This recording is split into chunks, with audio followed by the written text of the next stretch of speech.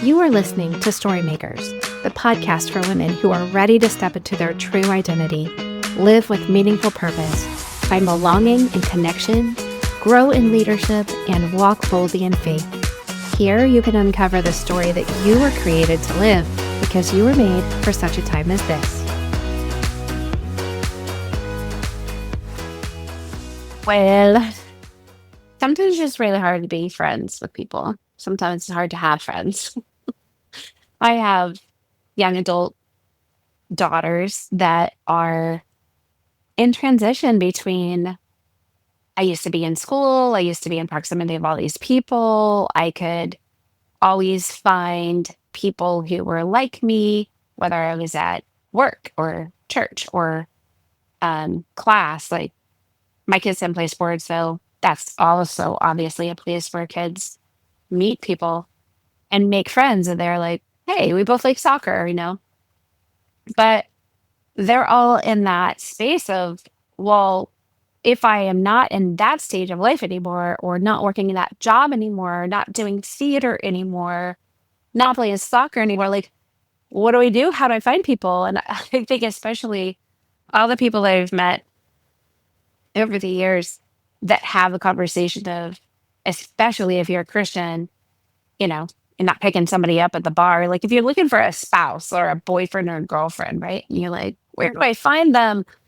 And if I'm not going out and just sitting in a bar waiting for the next person to sit down next to me and strike up a conversation, how do I find them? And I don't want to do it at the young adults place in church or something. I don't know. There's just so many questions that they seem to have. And it's not just young adults. It's like all of this adults. We're all in the same place, especially with life being so online and COVID and like all of the things. I think we just get stuck. A lot of us work from home and then we're just not meeting people. I was a homeschooler.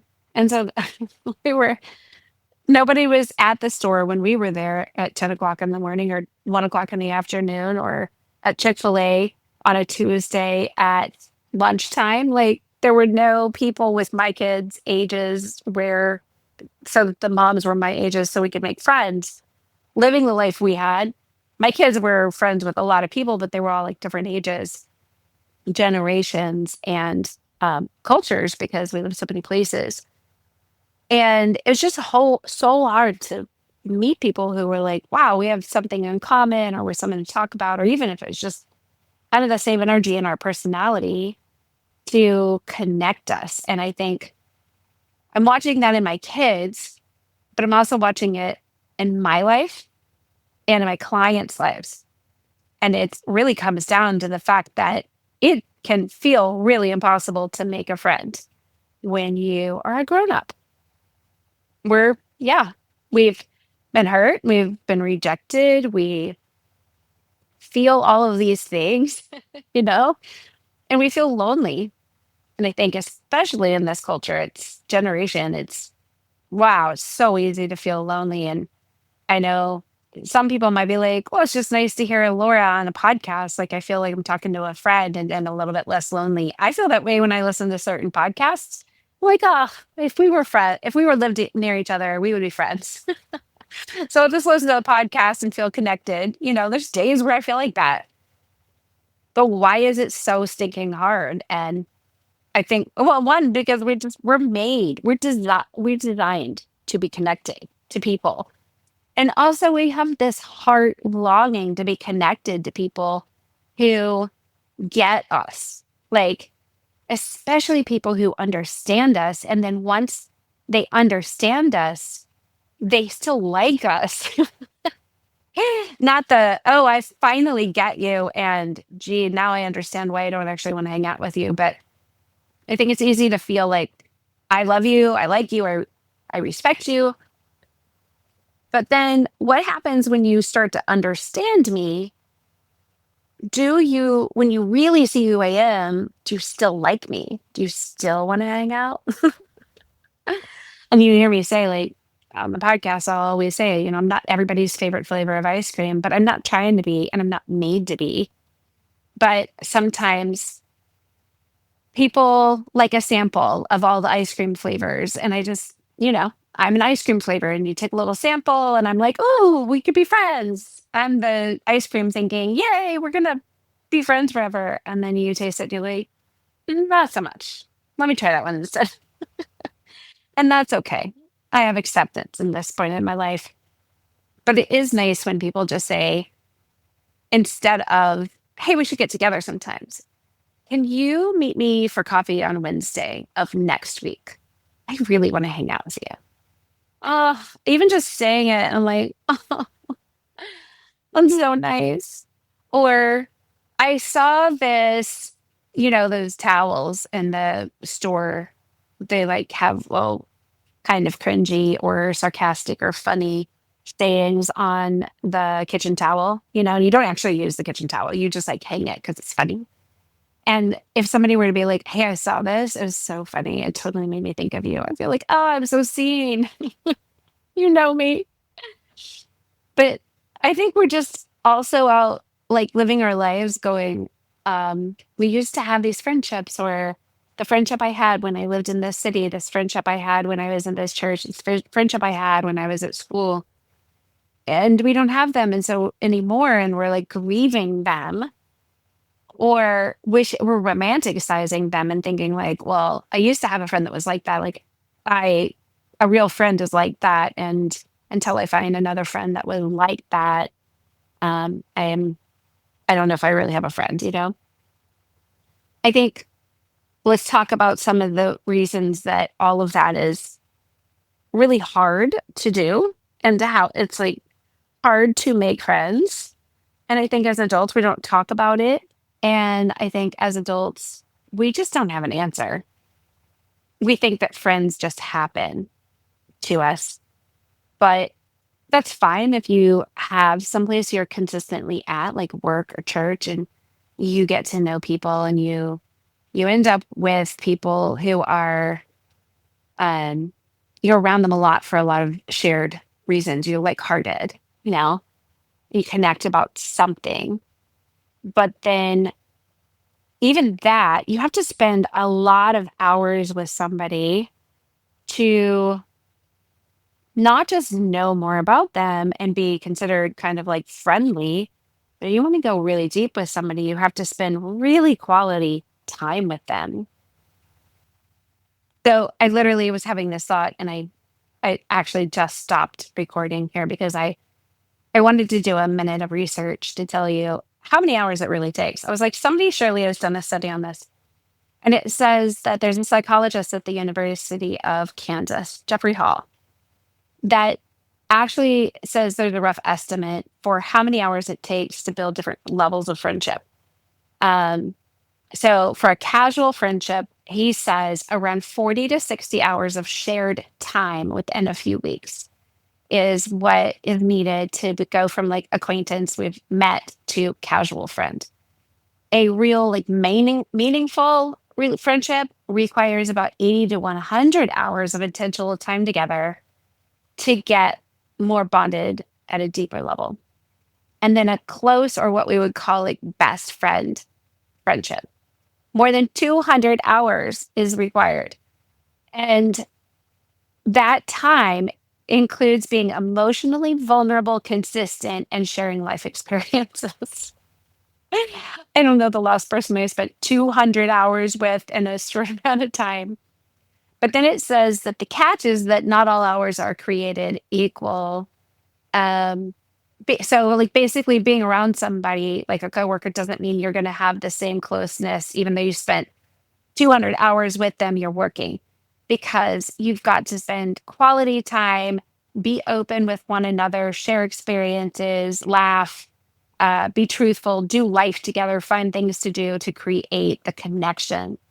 So this is if you, my research, a little bit of this, not I'm not direct quoting. It just basically says that if you want to cultivate a real relationship, you have to have regular connection, prioritize connecting often, and then be really intentional with the time that you spend by asking questions of them and also sharing parts of you, and then being vulnerable. So yeah. Okay. All right, Jeffrey. I just got to go find somebody I could even potentially spend 40 to 60 hours with before we even get to the 80 or 80 to 100 of a meaningful friendship, much less 200 hours to get really close. So some of the reasons, like in my research, that well, let me just say my my life experience, research, and prayer. Okay, um, some of the reasons it's really hard to make friends is we just don't have that built in what you would have at school, work, sports, church, what you would have had when you were in school was a built in proximity. We don't have that anymore. So, especially like I said, in this um, this culture, this generation, friendship used to happen because we were in the same class, same team, or our parents had, made play dates and where they hung out. So we ended up hanging out.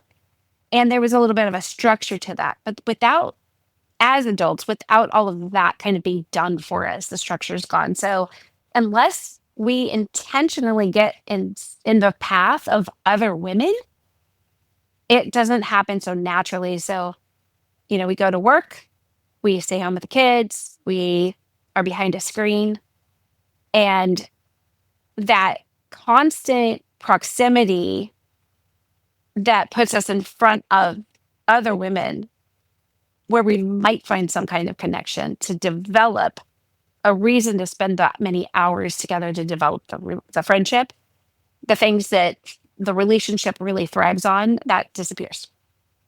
And then I think having shared interests with people, it's harder to find because you can see it.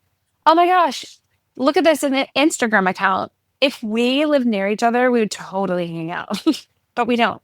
She's on Instagram.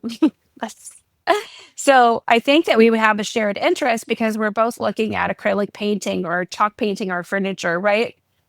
But reality, you have to go down the street. You have to go to one of those DIY craft places to find somebody who wants to do acrylic pouring with you and then strike up a conversation, or go to some court and play pickleball and drop in with other people so you can actually have conversation with somebody. Because in theory, like, there's all of these women around us, but how many of them actually like what we like or love what we love, want to go deep instead of make small talk? Or want to just read a magazine in silence in the same room together instead of going deep? Or really, who has time to make a new friendship at this stage of their life? Even if I'm in the mood and I want to make a new friendship, do they? Because it takes a lot of energy to find the people who care about the same stuff. It takes a lot of energy to get brave and bold and ask the question, do you want to build towards a relationship together? It just, you have to be very vulnerable. It's gonna be like really exhausting emotionally, mentally, relationally, right? And I think also for me, especially, I'm often like the new person. I'm the new girl in town. And it's easy to feel like an outsider when you move somewhere, you start a new job, you change churches, or kids go to a different school, or just even move from one like elementary to junior high or to high school. And I don't know. I think the newness lingers, and you can live someplace for 2 years and still feel like you haven't met anybody. I live, I've lived where I am for 5 years now, and I still feel like I haven't found my people. Right? It's just hard to enter spaces where everybody already has their crew, and I'm their family, their group, and I don't look at it like it's a clique. It's just that when you're an adult, you only have so much bandwidth for deep relationships to be like, 2 or 3 people in your life. And sometimes those people are your sisters, your moms, your kids, your husband. So, how many best friends can you really give yourself to and have emotional and time energy for? So, I often move places that everybody's got their own family and friends because they're here, they've been here a long time, whatever. They're not looking for a new deep relationship or friendship. Um, I often, when I move away from a place, I am still connected to the people I met, but they're not as connected to me anymore because I'm the one that left. Now I move, I go to a new place, I don't have anybody there. I'm still trying to like be friends with the people that I moved away from, but it's like out of sight, out of mind. And so that has been painful. It's been really painful. At one point, I lived in Hawaii and I realized I had moved there and I'd lived there for almost a year. And n- I was like, nobody is calling me. I can't even make friends where I live here. I'm so remote and I'm so many hours behind everybody. And all of my friends know that I just left home and I live in the middle of nowhere and nobody is calling to check on me. Nobody's reaching out. Nobody answers the phone when I call. And I decided I'm not going to call any of these people for 6 months. I'm going to just try it. I'm going to give it a test and see if I don't call any of these people who are, some of them I'd been friends with for years. And I'm like, if they don't reach out to me in 6 months, I'm going to let it go. One person reached out to me out of all of those people that I had met across the country and the world. One person reached out to me in a 6 month period of time out of all those people. I had a decision to make at the end of that 6 months. What am I going to do with this information? It's it's hard. I constantly have felt like I'm new or I'm an outsider where I've gone. And you know, it can help, it can work on you and make you feel like, am I too different? Am I too late to the game? Maybe I'm just not somebody who's needed. Like, I don't matter. My presence here isn't going to make a difference, you know? And obviously, those feelings, they can lead to lies that cycle and you have to work through and go back to what's the truth? What's God say? And invite God into the process. Please bring me friends. I've been praying that for a long time. You know, reality is sometimes it takes years to get the friends who are ready to be friends the way that I'm looking for a friend. And they are looking for a friend like me. Another reason, we're just busy and we are tired. That's reality. It doesn't just happen like friendship. It takes time. And a lot of us are stretched really thin between our jobs, our caregiving, our parenting, serving, running businesses, just keeping our heads above the water. And it's hard to carve out time for one more thing. And even though friendship isn't just one more thing, it's essential. Oftentimes, I think our lives just don't have any margin for it.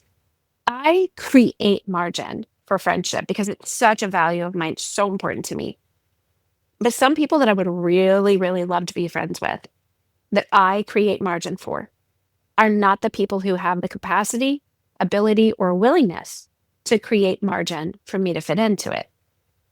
That's just a reality. It's not a reflection on who I am, who they are. It's just their life doesn't have room for them to function with more people. And I think also some of us are just still healing and some of us are still reeling from the wounds of the past, like past friendships and relational wounds. And I don't know, I know that now we have a term for it. We call it ghosted. It used to just be like, I don't know, people would disappear. And now I know in the past, I can look back and I go, okay, yeah, there's a lot of ghosting. But I think being ghosted by a friend, especially somebody that you really love, that you depend on for connection, not in a weird codependent way, but like I depend on this relationship. It matters to me. When somebody you are close with, that you let into your life just fades out or disappears and cancels you, it's hard. It leaves a really painful bruise on your heart. And I think it can definitely help you to start questioning your worth, your uniqueness, your value. You might stop trusting your instincts or tell yourself to lower your expectations, not get your hopes up, or maybe even tell yourself to build that wall up even higher and thicker. But while you do all of that self protection, you end up lonelier, lonelier, lonelier, and depressed. And I don't know. So I just want you to know, like, if any of that feels familiar to you, get me too. Me too.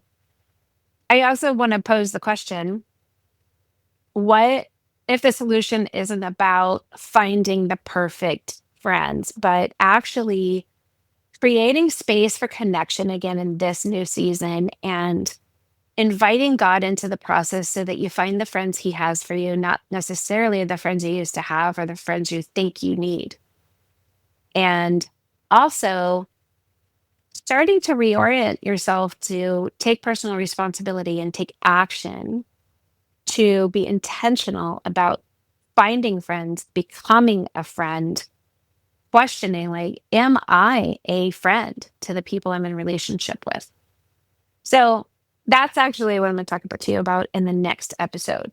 We're going to talk about how to find friends and become one. So listen in for the next episode. And I just wanted to open the conversation here. And then in the next episode, we're going to dive into it and take some action so that we can be part of the solution for our own problem. All right? I'll talk to you there.